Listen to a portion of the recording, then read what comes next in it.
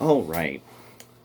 So this is something that it was something that I kind of waited on, but now I mean it's overripe, really. But I've kind of brought it up, a few times. This aspect of what's been going on with the online internet wars and what went from Gamergate to the meme war, Kekistan, all the oh, what is that character? Wojaks, the NPCs, all this stuff. Groypers, everything. The what was it? White Sharia. All of these weird memes that came up. One of the things that I want to just make sure to put out there is that people should really get this, because to some degree this is an argument being made that it's you should have your ammunition for this argument. There is nobody out there, all these people who say they're Antifa and anti-racist, they've now proven that there's nothing about them that has anything to do with this. BLM, Antifa, you do not have to respect these two groups or anybody who agrees with them, because none of these people, none of them, are holding the Democratic leadership accountable for what they had to have known about the only militant neo-Nazis. So this is so egregious. The levels of irony are unreal. The defunding of Ukraine that Donald Trump did, if you look up in Wikipedia the article on Azov Battalion, they talk about when this was defunded, when Ukraine was defunded. It was defunded by Congress because Americans from a group that can be identified with the alternative right, or an offshoot that like kind of formed itself as it found itself in the alternative right, and as kind of white nationalism and libertarians and all these different, the civic nationalists like myself, we all went in our various directions or kind of congealed in various ways. There were people who wanted to do something, I guess. So there were these guys from the Rise Above movement who ended up in Ukraine as mercenaries, a part of an international mercenary group that was then attached to the Azov Battalion. Azov Battalion is something that you could find widely covered by Fort Rus blog. Fort Rus blog is associated with the Eurasianists and Alexander Dugin. This is the Russian connection. The Russians were exposing the Western world using neo-Nazis and mercenaries to take over Ukraine. And nobody but Alex Jones has said anything about it. Lee Stranahan, a little here and there from Breitbart. You are hearing very little from Republicans. They won't talk about it. This guy Vindman and his brother, both working in high-level military intelligence. Oh yes, Donald Trump was definitely involved with the Russians, even though there's I kind of overheard a phone call, and let's not discuss why I'm in the White House, what my actual job is. Thank you for that comment, the person who made me look into it. There was like, Donald Trump didn't pick this guy to be in the White House. He was picked by some bureau to be put in the White House to report from that bureau to Donald Trump. But then suddenly here he is testifying about stuff he supposedly overheard on speakerphone or whatever, So, real odd coinky dinky doos. You just happen to be Ukrainian. And this is so fascinating. So, this is why I don't have to respect them, is that it looks like the Azov Battalion was used by international financiers, the aid of the Democratic Party, to help out what looks like their own sons, and possibly maybe also Chinese energy firms. But it was basically going to, what I've picked up on is that this was going to be a plan to start up a whole lot of fracking in Ukraine, where in underneath people's like actual formerly their towns, their cities, where they were living, that they were going to frack this area, and so these neo Nazis were used to chase everybody away. Not dissimilar to how actually the Americans have used the Kurds. That we've actually used them to do this. That when you talk to people on the ground, they're like, no, it's that the Kurds push you out of your area. That's what's been going on. They mess with you, and if you do anything back, then the Americans and the Kurds come after you. So that's how that works, you know. And so the Kurds can do whatever they like, and you know, and yeah, and that's and because supposedly that's Kurdistan, you know. That's now the Americans have declared it Kurdistan, you know, for now, you know, until oil is found in another country, and then suddenly that's also a piece of ancient Kurdistan too. Did you know that? And like Iran, did you know Iran was ancient Kurdistan? Did you know that? You'll know that after Biden gets done with it. There'll be all these areas where all of a sudden the Kurds are in charge, you know. I don't have to any longer pretend like these people were on the side of anti-Nazism, anti-fascism, when there's actually a real deal Holyfield government formed by real neo-Nazis holding the neo-Nazi stuff. And so my whole thing is, it's like, it's Ukraine. They get to do what they want. They had elections. I know it's this whole thing of the corruption of the system and Russia's influence on it.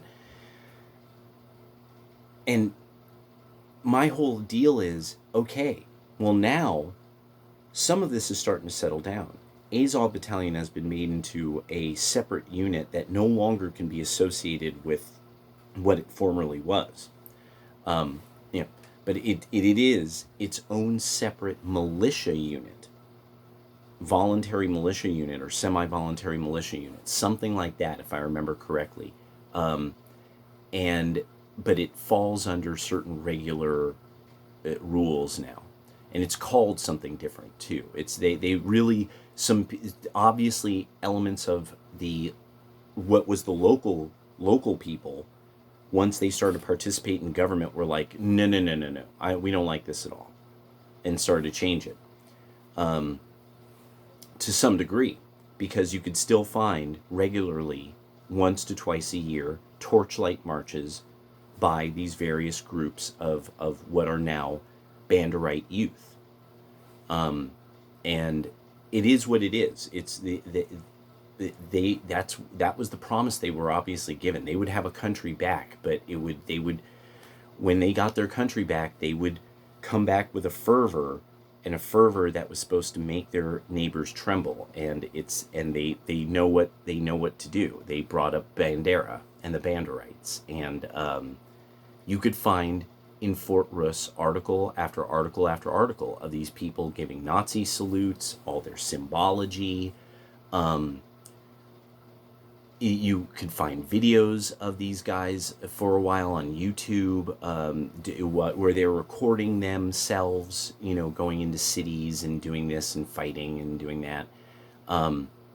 This is something that, yeah, I mean, you could really find all this. This is absolutely, you could find at least 4 good exposés a year on Ukrainian nationalists, Ukrainian neo-Nazis, the Azov Battalion, the Banderites, the various kind of Ukrainian nationalist parties and their influence around Anglosphere countries, and that this is this issue that nobody wants to bring up. And all these anti-racists and I mean, Simon Wiesenthal Center brought this up. Where's the ADL then?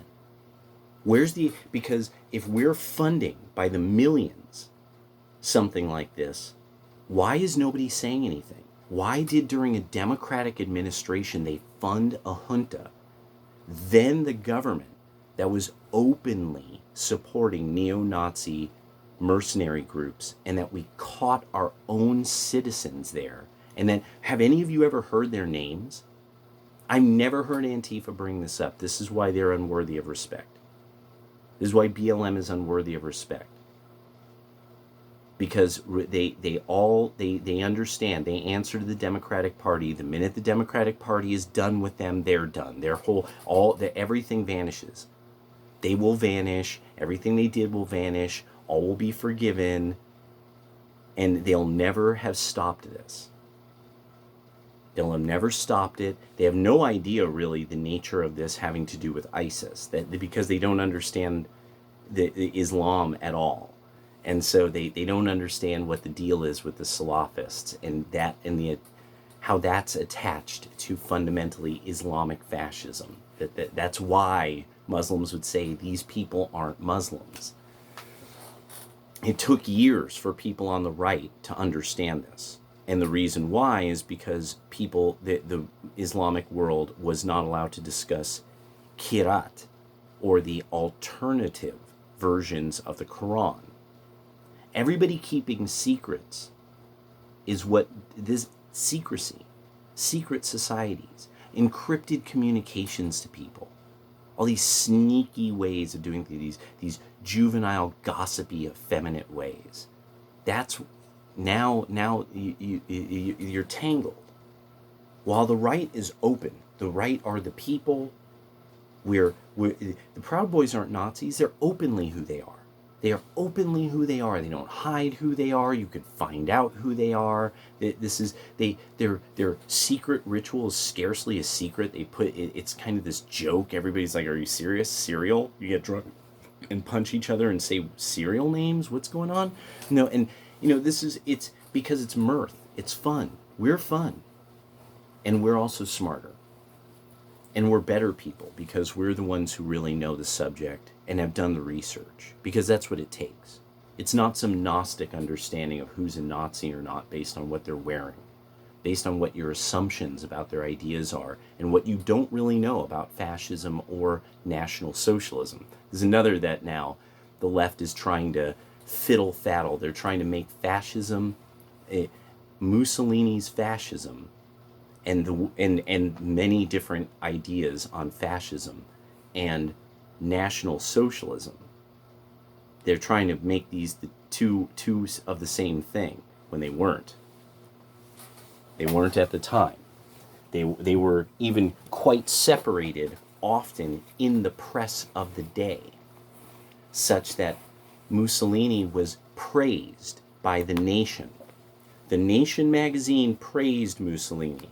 The Nation, who Bernie Sanders wrote for a living until he became a governor, because he was so smart and capable. Maybe that's how he fed, I don't know, some child. Who even knows? Does he even have children? Did that ever even get brought up? His kids? I mean, does anybody even care who his children are? He practically hid his family. I can't believe that he gets gaffled. You guys go for the Democratic Party again.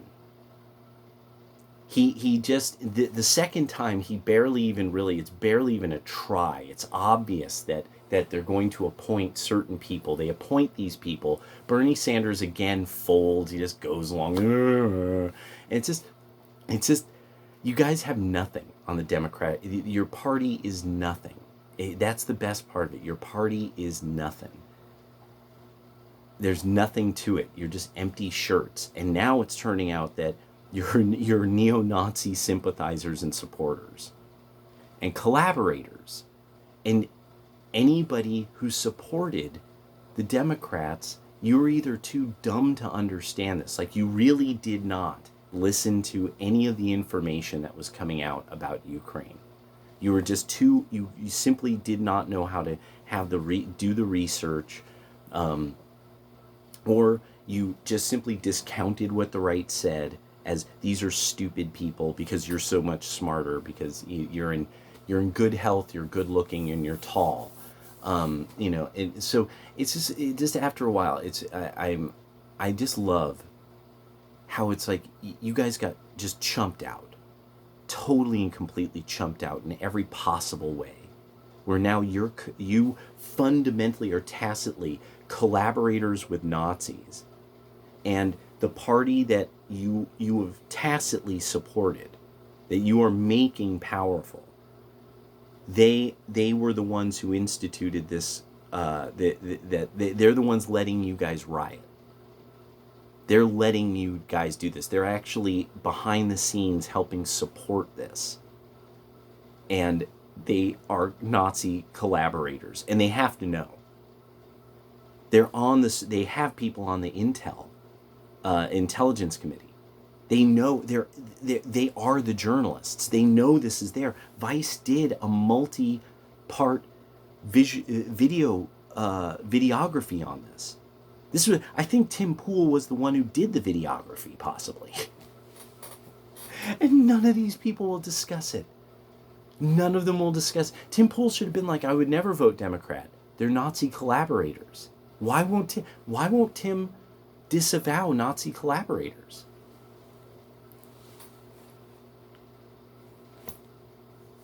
But I didn't do it alone.